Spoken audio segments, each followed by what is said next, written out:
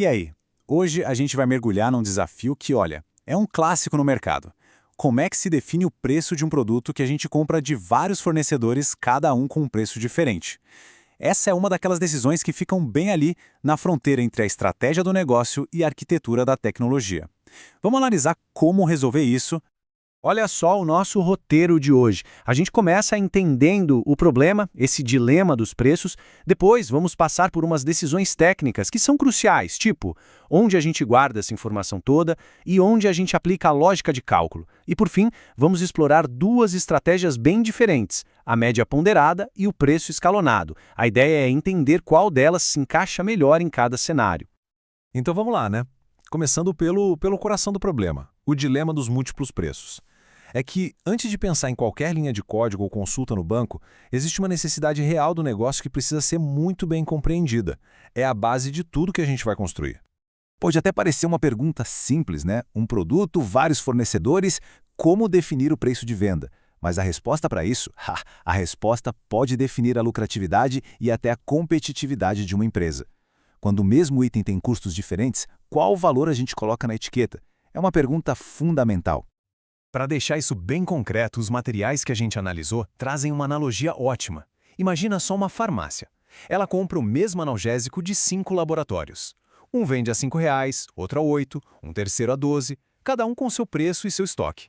E aí? Qual preço o cliente final vai ver na prateleira? Com certeza não é uma decisão tão simples. Exato. E para a gente começar a montar esse quebra-cabeça, a primeira peça é puramente técnica, mas assim, é fundamental. Onde é que essa informação de preços tão variados deve ser guardada? A resposta para essa pergunta vai definir toda a estrutura do nosso sistema e vai impactar diretamente a performance e a flexibilidade da solução. E aqui a gente vê um daqueles dilemas clássicos da modelagem de dados, né? Guardar o preço na tabela principal do produto é mais simples, claro, mas não reflete a realidade do mercado. Por outro lado, se a gente cria uma tabela que conecta fornecedor e produto, guardando o preço ali, a complexidade aumenta um pouquinho, mas a gente consegue espelhar o mundo real. E para esse desafio, as fontes são bem claras. A segunda opção é a única que realmente funciona. Beleza, a parte de onde guardar os dados está resolvida, mas agora vem outra decisão de arquitetura que é tão importante quanto: onde é que a inteligência do cálculo de preço vai ficar? Essa lógica vai morar dentro do banco de dados, pertinho dos dados, ou vai ficar na camada de aplicação do software mais perto do usuário? Pois é, e de novo, a gente cai num dilema. Se a gente centraliza a lógica no banco de dados, a gente ganha consistência e performance. Agora, se a gente leva essa lógica para a aplicação, a gente ganha uma flexibilidade muito maior para criar regras mais complexas, tipo promoções, descontos. As duas abordagens têm seus prós e contras. Mas a boa notícia é que não precisa ser um ou outro, sabe? Os textos que a gente analisou apontam que a solução ideal é uma abordagem híbrida. Funciona assim. O banco de dados faz o trabalho pesado, calcula um valor de referência e a aplicação pega esse número para aplicar as regras de negócio finais, como margens de lucro, arredondamentos, é o melhor dos dois mundos. Ok, com a nossa base técnica bem definida, agora sim a gente pode mergulhar nas estratégias de precificação. A primeira que vamos analisar, a média ponderada, é perfeita para cenários que pedem estabilidade e segurança. Ela garante que o preço de venda sempre vai refletir o custo real e atual do estoque. Tá, mas o que é essa tal de média ponderada por estoque na prática? É diferente de uma média simples, que é tratar todos os preços como se tivessem o mesmo peso? A média ponderada dá mais importância, mais peso ao custo dos fornecedores que têm mais produtos. O resultado disso? Um preço de custo muito mais realista e seguro para o negócio. Bora para um exemplo prático para isso ficar bem claro usando os dados das fontes. Temos aqui 5 fornecedores, cada um com uma quantidade em estoque e um preço. Reparem bem no fornecedor 4. Ele tem um preço listado, mas o estoque dele está zerado. Esse detalhe vai ser super importante para o nosso cálculo. Bom, o primeiro passo aqui é bem simples. Qual é o nosso estoque total que está disponível para venda? Para isso, a gente soma as quantidades de todos os fornecedores que têm o produto e ignora quem está com o estoque zerado, como o fornecedor 4. Somando tudo, a gente chega num total de 56 unidades. Ok, agora o segundo passo. Quanto vale esse estoque todo em dinheiro? A gente multiplica a quantidade pelo preço de cada fornecedor e depois soma tudo. O resultado é R$ 701.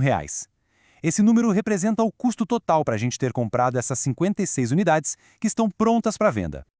E agora a mágica acontece. A gente pega aquele valor total do estoque, os R$ 701, e divide pela quantidade total de itens, que são 56. E aí chegamos no preço de custo médio ponderado, R$ 12,52.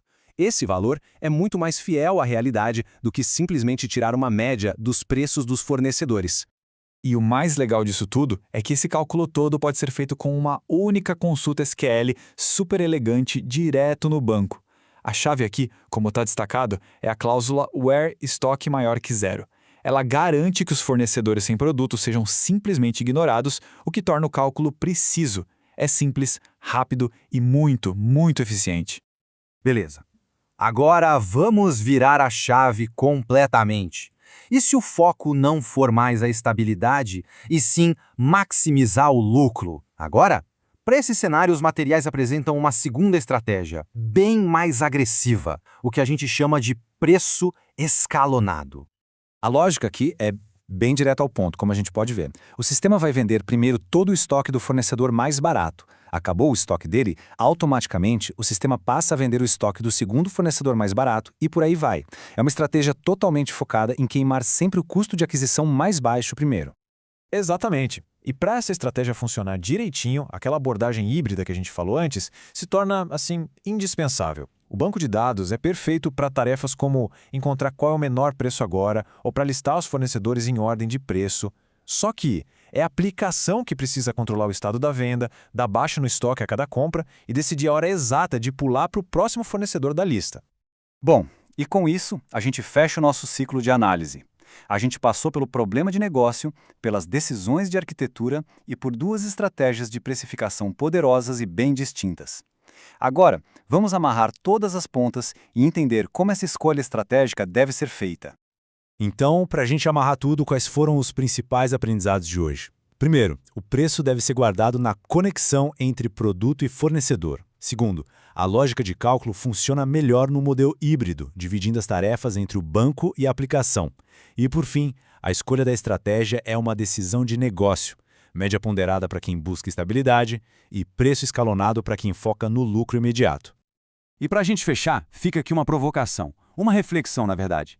Não existe uma resposta única, uma resposta certa para todo mundo. A decisão entre a estabilidade da média ponderada e a agressividade do preço escalonado é puramente estratégica. A pergunta que todo negócio precisa se fazer é: o que é mais importante para a gente hoje, estabilidade ou lucro? A resposta para essa pergunta vai definir qual estratégia seguir. A gente agradece a companhia e até a próxima análise.